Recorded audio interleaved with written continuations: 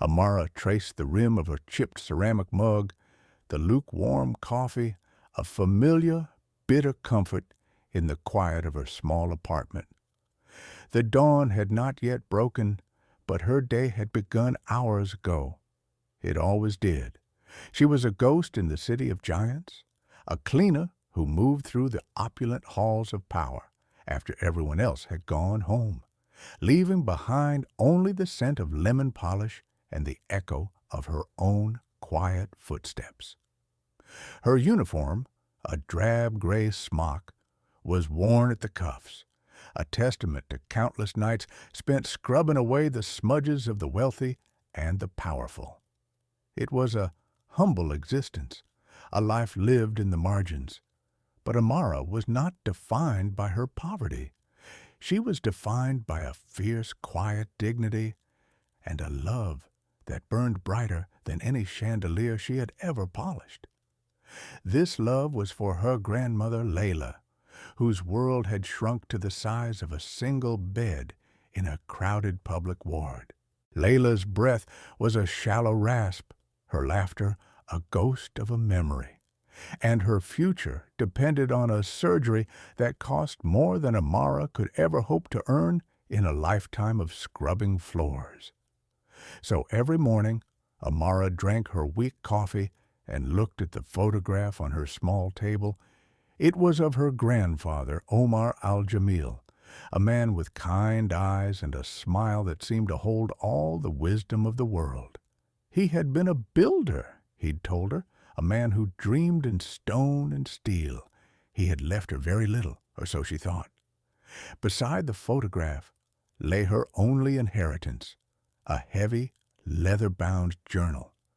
Its pages were filled with his elegant, swirling Arabic script and intricate sketches of buildings that pierced the clouds. It was a book of dreams, a graveyard of architectural fantasies. To Amara, it was simply the last piece of him she had left. She couldn't read all the technical notes, but she understood the passion in his lines. That morning, a knock on her door startled her. It was Mr. Elias, an old friend of her grandfather's, a man with a face like a wrinkled map and eyes that held the history of a forgotten friendship. He carried a scent of old paper and peppermint tea. "Amara," he said, his voice a low, gentle rumble. He did not smile. "It is time." He gestured toward the journal on the table. "You think that is just a book of memories, my child. It is not. It is a key." He sat beside her, his frail hand opening the book to a specific page. It showed a magnificent tower, a needle of glass and light that Amara recognized instantly. It was the Sterling Tower, the very building where she worked. Her grandfather had sketched it, years before it was ever built. Mr. Elias pointed to a series of calculations and a short, scrawled note at the bottom of the page. "Your grandfather was a genius, Amara. He was also a trusting man, too trusting." He looked at her, his eyes full of a deep, ancient sorrow. "The man who built that tower, Victor Sterling's father, was your grandfather's partner. He stole everything. This book is the only proof that remains." He tapped the note. "This is a warning about a flaw, a secret your grandfather built into his own designs as a fail-safe, a flaw only he would know. He called it the burden of vanity." Amara's heart pounded against her ribs. She looked from the sketch to the old man's somber face. "What do you want me to do?" "Just be watchful," Mr. Elias whispered, his voice barely audible. "Great arrogance casts a long shadow, but it also creates cracks. Be ready when the crack appears." Later that day, Amara put on her gray smock. It felt different now, not just a uniform of invisibility, but a disguise. She traveled to the Sterling Tower, a colossal monument to wealth that scraped the sky. It loomed over the city, a middle finger cast in steel and glass, and for the first time, Amara did not feel small looking at it. She felt a cold, rising anger. She entered through the service corridors, a world of concrete and fluorescent lights that ran like humble veins beneath the glittering skin of the corporate beast. The air in the main lobby was different. It was an expensive silence, smelling of money and Italian leather. It was designed to intimidate, to make anyone from her world feel like a stain on a pristine white dress. Amara pushed her cleaning cart onto the executive floor. The 75th floor. Here, the carpets were so thick they swallowed the sound of her footsteps. The walls were adorned with abstract art that cost more than her grandmother's surgery 10 times over. It was an ocean of luxury, and she was just a piece of driftwood floating through it. The door to the main conference room was ajar. This was her destination. Inside, a storm was brewing. Victor Sterling stood at the head of a vast obsidian table. He was not a man, but a monument to his own ego. Dressed in a suit so sharp it could have cut glass, his presence filled the room with a palpable, sadistic power. His hair was perfectly coiffed, his face handsome in a cruel, predatory way. He was yelling, his voice a whip cracking through the sterile air. "Are you telling me we are 3% behind schedule?" he snarled at a terrified-looking executive. 3%? In my company, 3% is an abyss of failure. Find that 3%, or I will find a replacement who can. The executive flinched, as if struck. "Yes, Mr. Sterling. Right away, Mr. Sterling." Sterling was flanked by an entourage of sycophants, men and women in expensive suits who nodded at his every word and laughed nervously at his cruel jokes. They were a silent army of enablers, feeding the ego of the monster who signed their paychecks. Amara slipped into the room, her movements practiced and silent. Her job was to be invisible, a function, not a person. She began to clean the glass walls at the far end of the room, keeping her head down, her presence reduced to the gentle squeak of her squeegee. On a massive, wall-sized screen at the front of the room, blueprints for a new, even more audacious skyscraper glowed. The Sterling Legacy Tower. It was Victor's vanity project, designed to dwarf every other building in the hemisphere. He was pacing before it, a general surveying his next conquest. "This building is not just a structure," he announced to the room, his voice dripping with arrogance. "It is a statement, a testament to the idea that if you have enough power, you can bend the very sky to your will." Amara's eyes drifted from the floor to the screen. She saw the intricate web of lines, the foundational plans, the stress projections. And then she saw it, a specific configuration of support pylons, a unique distribution of weight that seemed strangely familiar. Her blood ran cold. It was the exact design from her grandfather's journal. And next to it, the warning. The burden of vanity, a catastrophic flaw hidden in plain sight. The new design, with its added height and ostentatious flourishes, was pushing that flaw to its breaking point. A wave of nausea and fury washed over her. This man, this arrogant thief, was about to build a monument to his ego on the foundations of her grandfather's stolen genius, creating a beautiful, deadly trap. Without thinking, without considering the consequences, a whisper escaped her lips.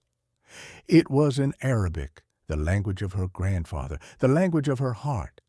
Al-asas la yatahamal wazn hadha al-gurur. The foundation cannot bear the weight of such vanity.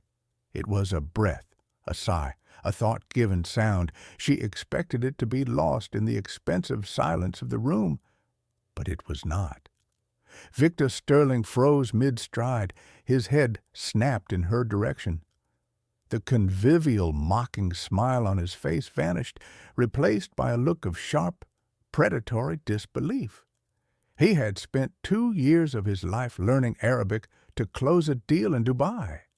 He understood every single word. The entire room followed his gaze. 20 pairs of eyes, all belonging to the city's elite, landed on the cleaning lady, on Amara. The silence in the room became heavy, suffocating. Amara felt the blood drain from her face. She was no longer invisible. She was the center of attention, a butterfly pinned to a board.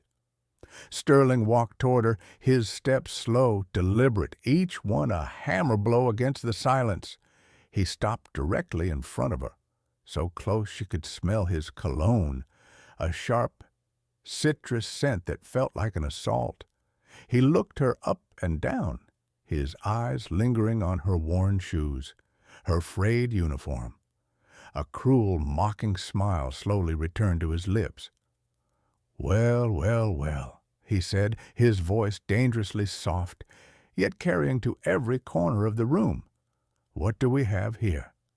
He turned to his audience of cowering executives. "It appears we have an architectural critic in our midst. The cleaning lady has an opinion." A wave of sycophantic laughter rippled through the room. It was sharp and cruel, designed to wound.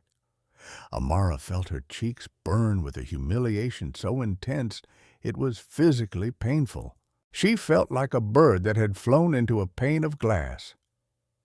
"Tell me," Sterling continued, leaning in, his voice a venomous whisper, "what gives you the right to have an opinion in this room?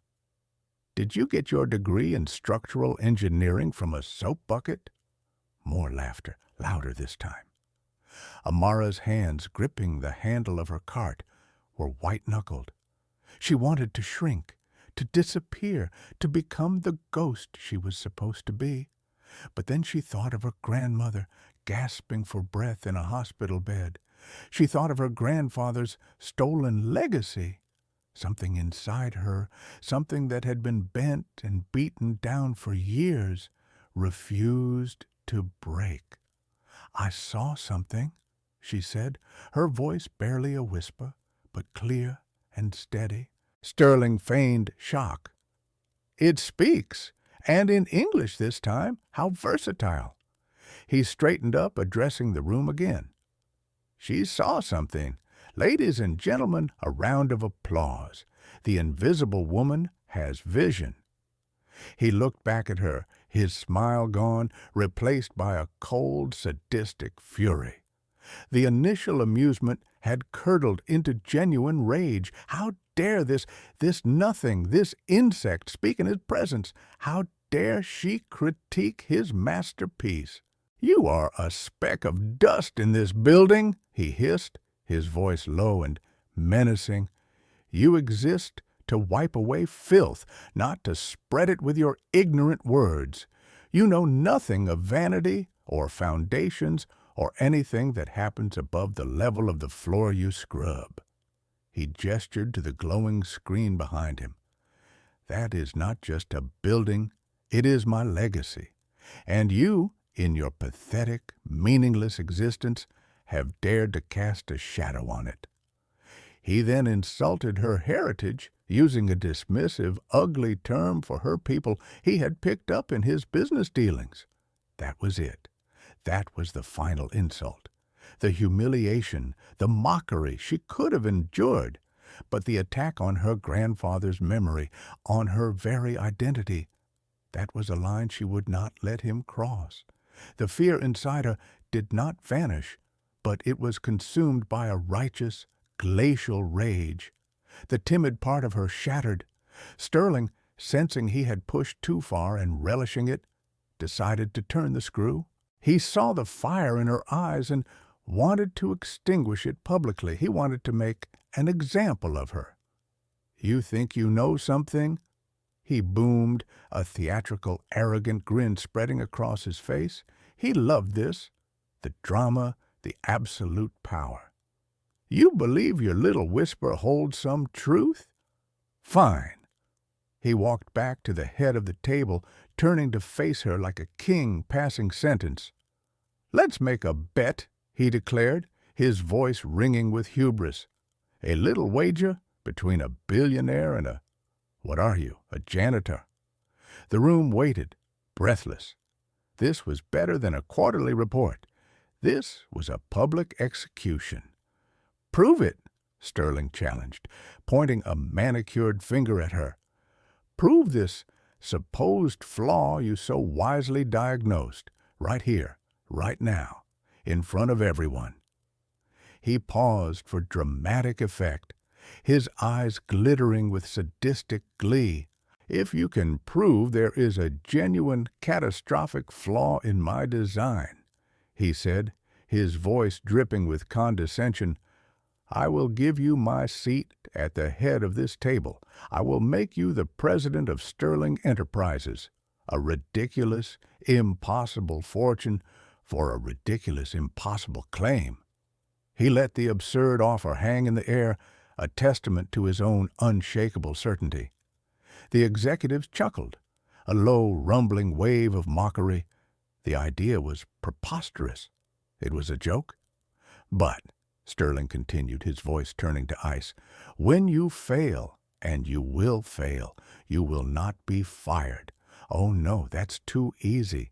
You will spend the next year, 365 days, scrubbing the floors of this entire 75-story building with a toothbrush for free.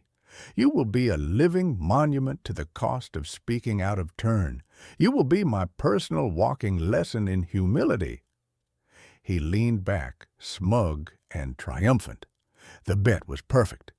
It was cruel, public, and unwinnable. He had cornered her. He expected her to cry, to beg, to apologize. The room was a vortex of scorn and morbid curiosity. All eyes were on Amara. They saw a frightened little mouse in a cheap uniform. They saw an easy kill. But they did not see the ghost of Omar al-Jamil standing behind her. They did not see the years of quiet dignity, the fire of a granddaughter's love, the cold, hard weight of a stolen legacy. Something inside Amara had indeed broken.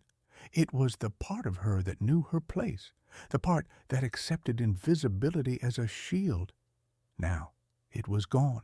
In its place was a resolve as hard as steel. She looked past the smirking faces, the expensive suits, the cold, arrogant eyes. She looked directly at Victor Sterling, a man who had everything and valued nothing, and with a voice that did not tremble, a voice that carried the weight of generations, she spoke two words that would change everything. I accept. The nervous laughter in the conference room died instantly. It was replaced by a thick, shocked silence. The executives stared, their mocking smiles frozen on their faces. They had expected tears, begging a pathetic retreat. They had not expected this. Victor Sterling's own triumphant grin faltered for a fraction of a second. He had anticipated her humiliation, not her defiance, but his arrogance was a fortress. He quickly recovered, letting out a short, sharp laugh. Brave, he sneered, and very, very stupid. The stage is yours. Amara felt a strange calm settle over her. The fear was still there, a cold knot in her stomach, but it was distant, muffled by the clarity of her purpose. She pushed her cleaning cart to the side, a symbolic shedding of her invisible role. She walked toward the front of the room, her worn shoes making no sound on the plush carpet. Each step was an eternity. She could feel the weight of every condescending stare, every silent judgment. They saw a cleaning lady about to make a fool of herself. She saw the first step toward reclaiming her family's honor. She reached the massive, glowing digital display. The blueprints of the Sterling Legacy Tower pulsed with cold blue light. It was an altar of hubris, and she was about to commit a sacrilege. "I will need access to the core schematics," she said, her voice steady, "and the foundational stress test simulations." Sterling waved a dismissive hand at his chief engineer, a man named David Chen. "Give her whatever she wants. Let's not delay the inevitable." David Chen, a man with a perpetually worried expression, hesitated. He looked from his terrifying boss to the small, determined woman in the gray smock. This was absurd, but an order was an order. He tapped a few commands on a nearby tablet, granting her access. Amara placed her trembling hands on the cool surface of the interactive screen. For a moment, she closed her eyes, picturing the pages of her grandfather's journal. She saw his handwriting, his precise calculations, the note about the harmonic resonance of the specific steel alloy Sterling's father had chosen, a cheaper, inferior alloy than the one Omar had specified. The burden of vanity was not just a poetic phrase. It was a technical term for a catastrophic design flaw. Her fingers flew across the screen. She was not a cleaner anymore. She was her grandfather's heir. She navigated through layers of code and design files with an intuitive speed that stunned David Chen. She wasn't guessing. She knew exactly where to look. She isolated the foundational structure and pulled up the simulation module. The default parameters showed a stable building, a green light of structural integrity. This was the lie Sterling had been sold. "The simulation is incomplete," Amara stated, not looking at anyone. "It doesn't account for long-term material fatigue under peak wind load oscillation." David Chen's eyes widened slightly. That was a highly specific and advanced engineering concern. Amara's fingers continued their dance. She bypassed the standard inputs and accessed the raw variable matrix. She began to input a new set of numbers taken directly from her memory of her grandfather's notes. The specific tensile strength of the cheaper steel, the geological resonance frequency of the bedrock beneath the proposed site, the projected increase in cyclical wind shear for that altitude over the next 50 years. Each number was a bullet aimed at the heart of Victor Sterling's arrogance. "What is she doing?" one of the executives whispered. "Playing with numbers," another sneered, though with less confidence than before. Sterling watched, his arms crossed, a mask of bored amusement fixed on his face, but his eyes, cold and watchful, betrayed a flicker of something else, a sliver of unease. Amara entered the final variable. She took a deep breath. "Run simulation," she commanded. The system processed the new data. For a few seconds, the screen showed complex algorithms swirling. The room held its breath. Then the color changed. The reassuring green vanished, replaced by a flashing, urgent yellow. Then a deep, alarming orange. And then, with a soft, digital chime that sounded like a death knell, the entire structural model on the screen flashed a violent, catastrophic red.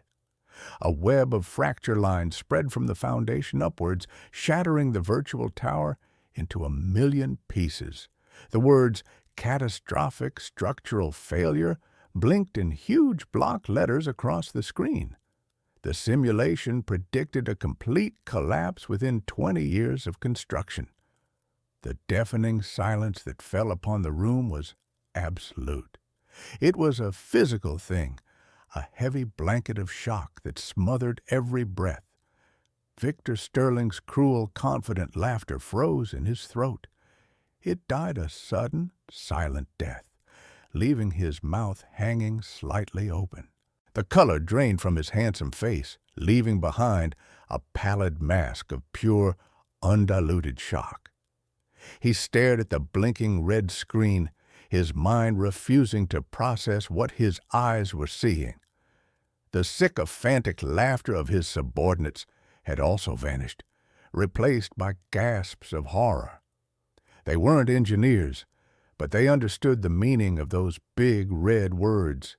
They understood disaster. David Chen, the chief engineer, took a stumbling step forward, his face ashen. He stared at the data stream Amara had created. He checked her variables, his own mind racing through the calculations. His expression shifted from disbelief to dawning horror, and then to a profound, unwilling respect. "My God!" he breathed, his voice trembling. He looked at Amara, truly seeing her for the first time, not as a cleaner, but as something else entirely. My God, she's right. The resonance cascade's perfect, a perfect failure. The audience, that hostile crowd of elites, was paralyzed. Their scorn had evaporated, replaced by a wave of stunned disbelief, which was slowly, surely, turning into awe. They were looking at a woman in a cleaner's smock who had just dismantled a multi-billion-dollar project with a few keystrokes, who had averted a future catastrophe, who had done the impossible. One of the older board members, a woman known for her icy demeanor, slowly sank back into her chair, a single tear tracing a path down her cheek. She was thinking of the people who would have been in that building. The applause started with a single person, David Chen. He began to clap, slowly at first, then with increasing force. His applause was not for his boss. It was for Amara. Then another person joined in, and another. Soon the entire room, save for one man, was filled with a thunderous, rolling ovation. The applause was a physical force washing over Amara. She stood before the screen, her hand still resting on its surface, her body trembling not with fear, but with the vibrating energy of her victory. And Victor Sterling remained frozen, a statue of rage and disbelief. His world had been turned upside down by a ghost in a gray smock. The laughter had died. The silence that followed was his alone. He was paralyzed, speechless, his empire cracking beneath his feet. The war had just begun, and he had already lost the first most important battle. The thunderous applause slowly subsided, leaving behind a thick, charged silence. All eyes were now on Victor Sterling, waiting for the explosion. But it didn't come. He remained unnervingly still, his face a canvas of conflicting emotions, fury, humiliation, and a dawning, terrifying confusion. The world, as he knew it, had ceased to make sense. It was David Chen, the chief engineer, who broke the spell. He approached Amara, his face etched with a profound respect that bordered on reverence. The earlier tension in his shoulders was gone, replaced by the slumped posture of a man who had just stared into the abyss and been pulled back by an unlikely savior. How did you know?" he asked, his voice low and urgent. "That specific material fatigue variable, it's not in any public textbook. It's a classified industrial secret from a failed project 20 years ago. Only a handful of senior engineers from that era would even know to look for it." He looked at her, his eyes searching her face for an answer. "You didn't just save the project from ruin. The board would never have approved the insurance for a build this risky. You saved the entire company. You saved hundreds, maybe thousands of lives. Who are you?" The question hung in the air. Amara took a deep breath, the smell of victory mingling with the scent of lemon polish on her hands. "My name is Amara Al-Jamil," she said, her voice clear and strong. "My grandfather was Omar Al-Jamil."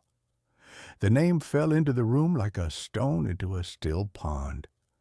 To Victor Sterling, it meant nothing, just a foreign, insignificant name. But across the table, an elderly board member, Mr. Harrison, a man who had been with the company since its inception, stiffened. A flicker of long-buried memory crossed his face. Al-Jamil, the architect, the partner, the ghost. Sterling finally found his voice. It was a low, dangerous growl, the sound of a predator that had been wounded but was far from dead. "Security!" he roared, his face contorted in a mask of pure rage. "Get her out of here! She's a corporate spy! This is a setup!" He pointed a shaking finger at Amara. "She's a fraud, hired by our competitors to sabotage the Legacy Tower project. Arrest her!" Two burly security guards, who had been standing impassively by the door, moved forward, but they hesitated. The mood in the room had shifted. The woman they were supposed to grab was being hailed as a hero. The man giving the order was looking increasingly unhinged. Before they could reach her, another voice cut through the tension. "I don't think so." All heads turned. The speaker was a man standing near the back of the room, someone no one had paid much attention to. He was Mr. Thompson, the regional director of the very bank that was financing the entire $2 billion Legacy Tower project. He had been invited as a courtesy. Now he was the most powerful man in the room besides Sterling himself. Mr. Thompson, a mild-mannered man in a simple gray suit, stepped forward. He had witnessed the entire bizarre spectacle. He was a man of numbers and risk, and he had just seen a cleaning lady obliterate a project's entire risk assessment with undeniable data. He was the redeemed witness. "Given what I have just seen," Thompson said calmly, addressing the room but looking at Sterling, "I am placing an immediate and indefinite hold on all funding for the Legacy Tower project, effective immediately. The bank will require a full, independent third-party audit of all structural plans and, frankly, of this company's leadership." Sterling looked as if he had been physically struck. "You can't do that. We have a contract." "Our contract has a clause about due diligence and material misrepresentation, Victor," Thompson replied coolly, "and I believe what we have all just witnessed qualifies.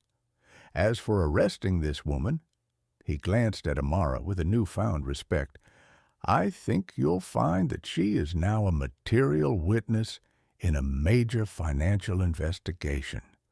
She isn't going anywhere."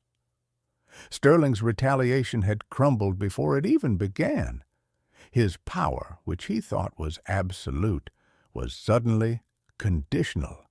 He was trapped. News of the incident spread through the tower and then the city like wildfire. The story was too sensational to be contained. The humble cleaning lady who defeated a billionaire. By the time Amara left the building, escorted not by security, but by a grateful David Chin and a protective Mr. Thompson, reporters were already gathering outside. She went straight to Mr. Elias's small, cluttered apartment. She told him everything. The old man listened, his eyes gleaming. When she finished, he nodded slowly. "The crack has appeared," he murmured. "Now, the silent army gathers." He went to an old, dusty telephone and began to make calls. His voice was quiet, but his words carried the weight of decades. He spoke of Omar Al-Jamil. He spoke of a promise. He spoke of a debt of honor finally coming due. All across the city and in towns and suburbs beyond, people answered. There was a printer, a man named Kareem, whose father's business had been saved from bankruptcy by a secret, no-interest loan from a disgraced architect named Omar. He had the canceled check and a handwritten letter of encouragement. There was a restaurant owner, a woman named Sophia, whose family had been given the seed money to start their now famous eatery by Omar, who had asked for nothing in return but that they feed the hungry when they could. She had the original hand-drawn business plan he had helped her father create. There was a retired city planning official who had been pressured by Sterling's father to lose Omar al-Jamil's original patent filings. He had been haunted by his cowardice for 40 years, but he hadn't lost them. He had made a copy. These were the people her grandfather had helped after he had lost everything.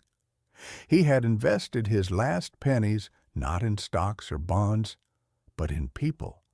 He had built a silent army of the grateful, and now, at the call of Mr. Elias, they were emerging from the shadows, each carrying a piece of the truth, a weapon against the lie that Victor Sterling's empire was built upon.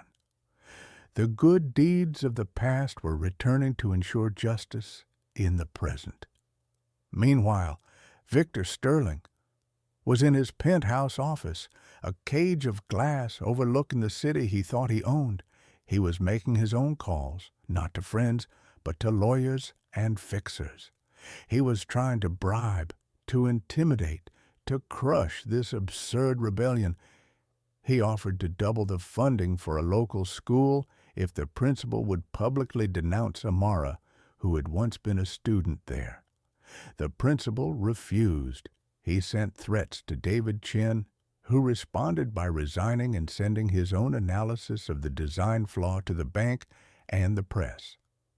Sterling's tactics, the tools of a bully, were failing him. He was discovering that true power was not the ability to intimidate the weak, but the loyalty you inspired in others. He had inspired none. His father had built an empire on theft, and Victor had maintained it with fear. Now, the foundation of that empire was proving to be as flawed as the tower he had tried to build. The walls were closing in. The city was buzzing. An emergency meeting of the Sterling Enterprises Board of Directors was called for the following day. It was meant to be a closed-door affair to contain the damage, but the press, smelling blood, had descended upon the Sterling Tower. The story was on every news channel. It was a modern-day fable, a clash of archetypes that everyone understood. The setting for the final confrontation was the same conference room where Amara had been humiliated just 24 hours earlier. The atmosphere, however, was vastly different. The air of arrogant confidence was gone, replaced by a thick, palpable tension. Board members, investors, and lawyers filled the seats, their faces grim. Mr. Thompson from the bank was there, a silent, watchful judge. At the back of the room, a discreet media pool had been allowed in, their cameras ready. Victor Sterling entered last. He had composed himself, his suit immaculate, his face a mask of cold, controlled fury. He believed he still had one final, unbeatable move. He was a cornered animal, and that was when he was most dangerous. Amara arrived with Mr. Elias by her side. She was no longer wearing her cleaning smock. She wore a simple, modest black dress that Mr. Elias's wife had insisted she borrow. It was not expensive, but she wore it with a newfound confidence. She was not a cleaner today, nor was she a president. She was simply Amara al-Jamil, her grandfather's heir. She carried his leather-bound journal. Sterling refused to look at her. He took his seat at the head of the table, though it no longer felt like his throne. He addressed the board, his voice a low, commanding tone he had practiced for hours. "Members of the board," he began, "we are the victims of a sophisticated corporate espionage campaign. This woman," he gestured vaguely in Amara's direction without gracing her with his gaze, "is a plant, a hired actress. The flaw she supposedly found was a theoretical anomaly we have been aware of for months. It was part of a planned disinformation strategy to mislead our competitors. It was a bold, outrageous lie. He was trying to bend reality to his will. He then launched his final gambit. His lawyers distributed a dossier to everyone at the table. This contains a full report from an independent engineering firm, a firm he secretly owned, confirming my story. More importantly, it contains the original incorporation documents for this company, legally verifying that my father, Arthur Sterling, was the sole founder and visionary.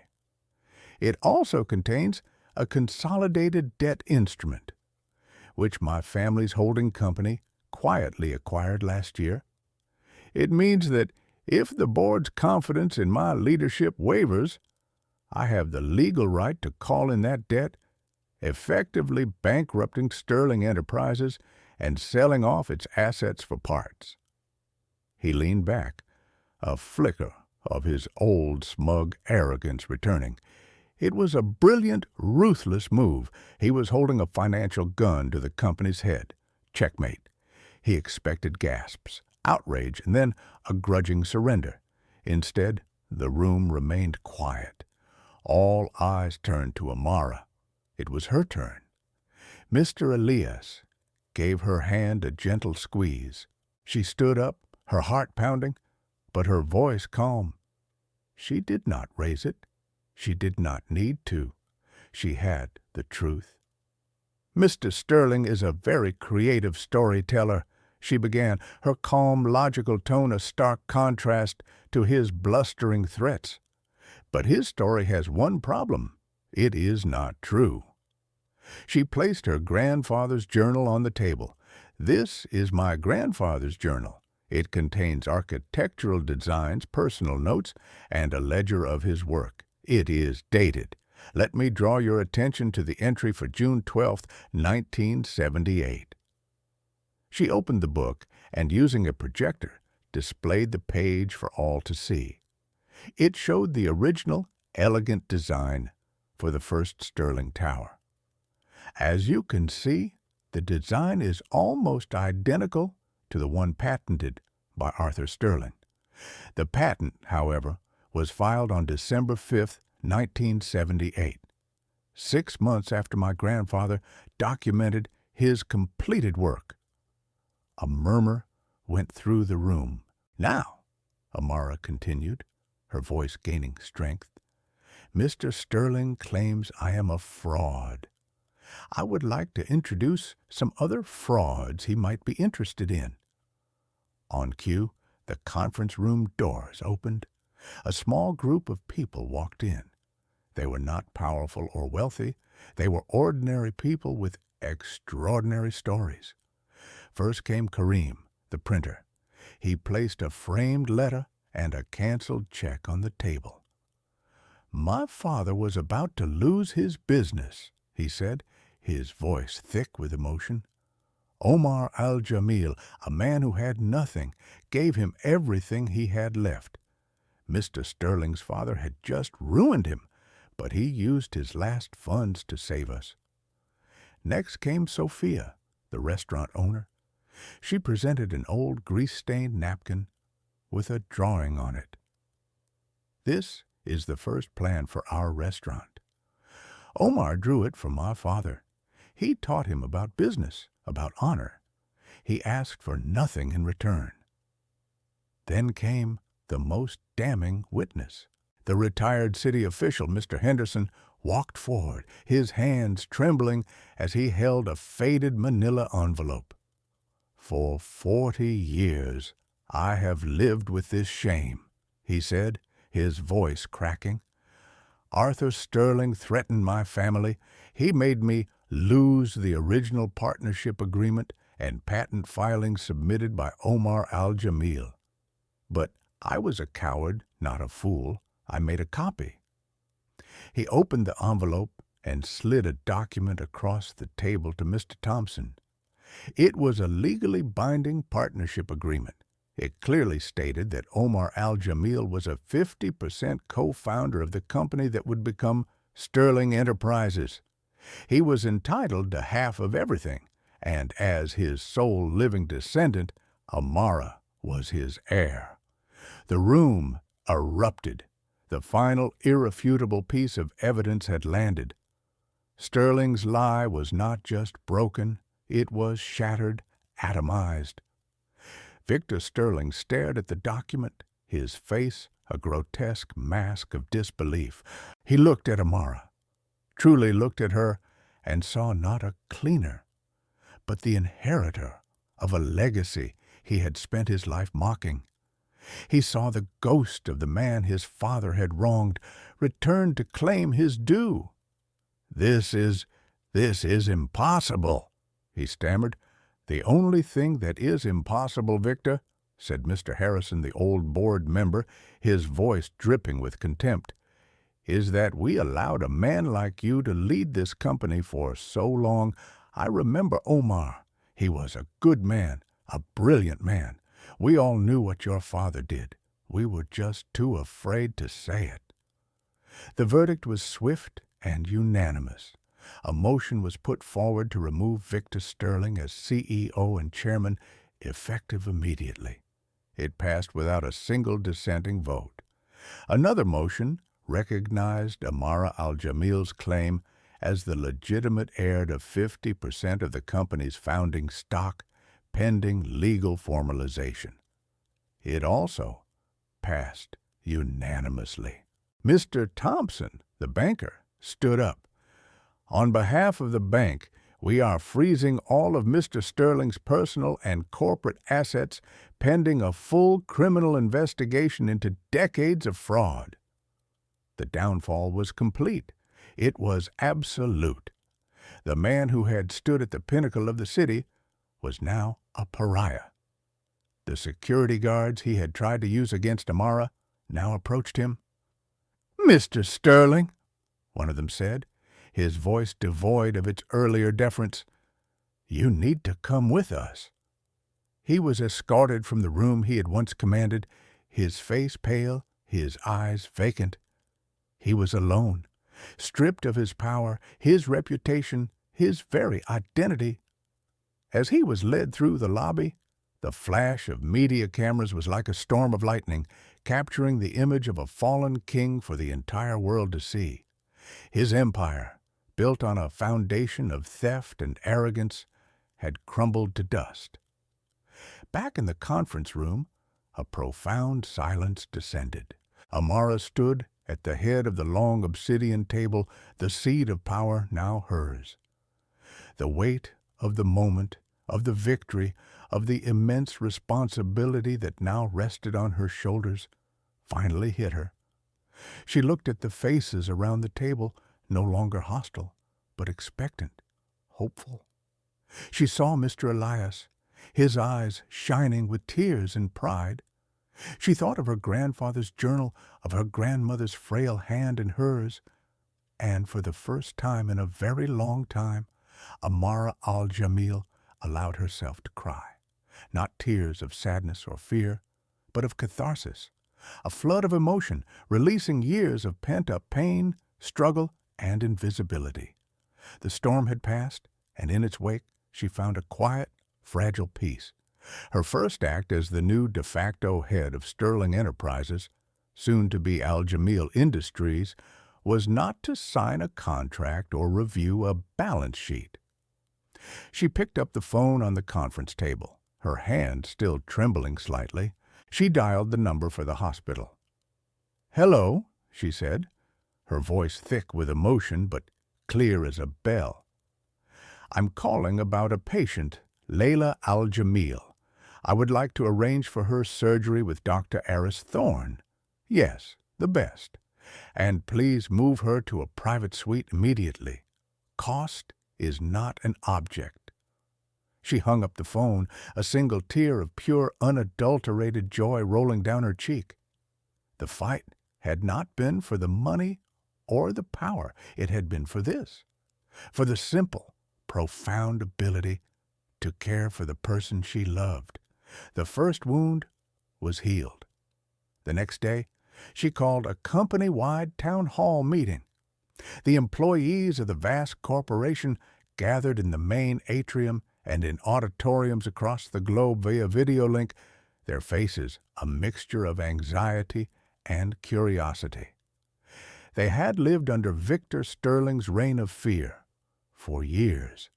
They expected the new leadership to bring more cuts, more layoffs, more uncertainty. Amara stood before them, not on a high stage, but on the same level, a simple microphone in her hand. She wore the same black dress, a symbol of her quiet resolve. She looked out at the sea of faces. "My name is Amara Al-Jamil," she began. "Many of you have seen me before. I used to clean your offices." A murmur went through the crowd. "My grandfather, Omar Al-Jamil, co-founded this company on a principle of integrity, a principle that was lost a long time ago. Today, we begin to reclaim it." She paused, letting the words sink in. "I know you are worried, but I am not Victor Sterling. There will be no layoffs." A wave of audible relief washed through the crowd. "Instead," she continued, her voice growing stronger, "we are going to invest, not just in new projects, but in you, effective immediately. We are restoring the full pension plan that was cut 3 years ago." A smattering of applause started, then grew into a roar. "We are establishing a new employee profit-sharing program.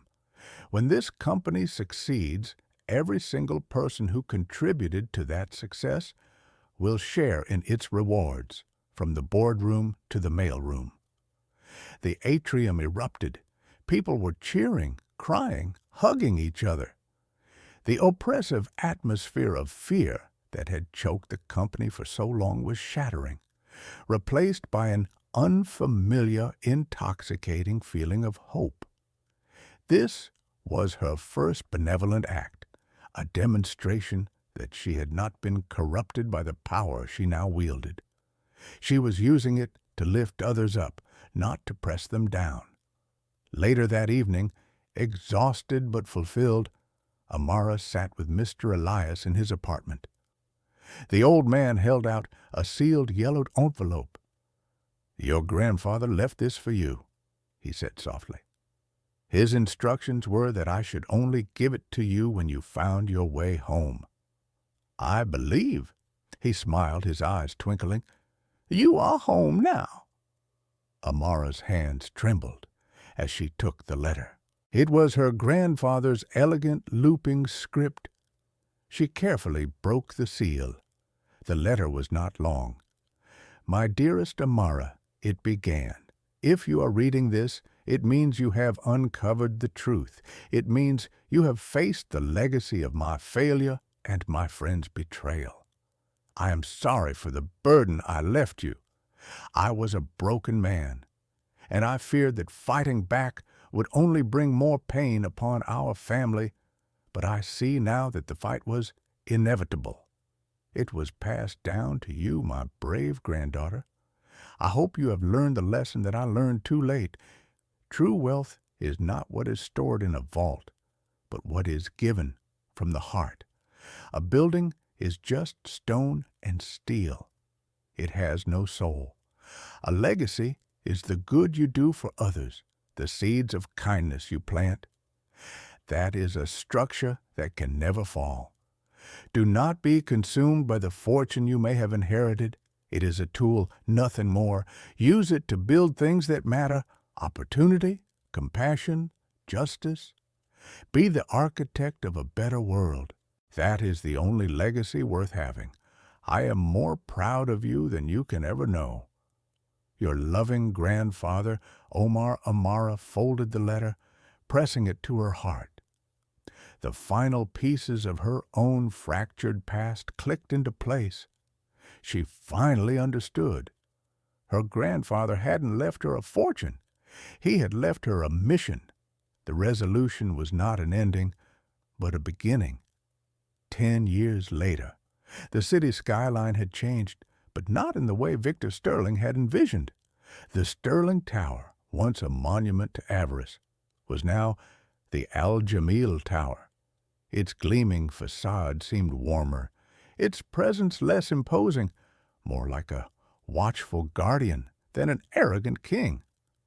It was known throughout the world not just for its profitability, but for its revolutionary ethical business practices.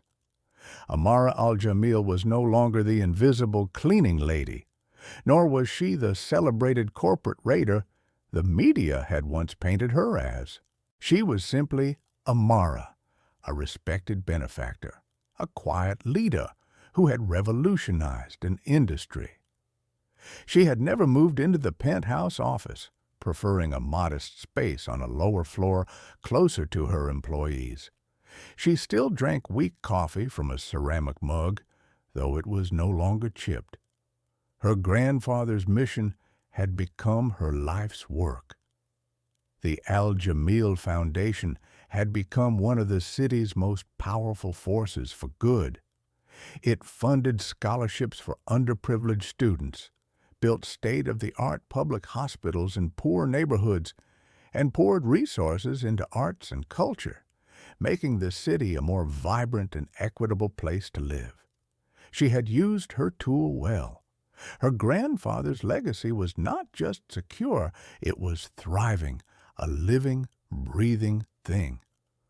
One crisp autumn afternoon, Amara was visiting a new community library her foundation had built in the same working-class neighborhood where she had grown up. The library was full of light, books, and the quiet hum of possibility. As she walked through the aisles, she saw a familiar scene.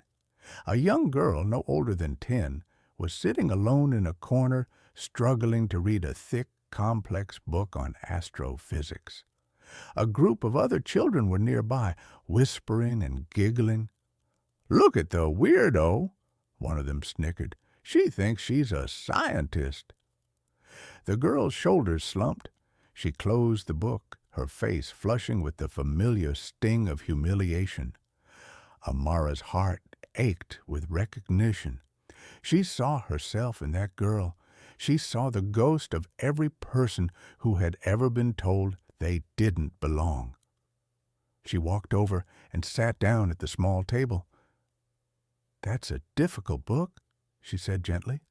The girl looked up, startled. "People say I'm too young to understand it." "Do you think you are?" Amara asked. The girl hesitated, then shook her head. "No, I just need some help with the big words." Amara smiled.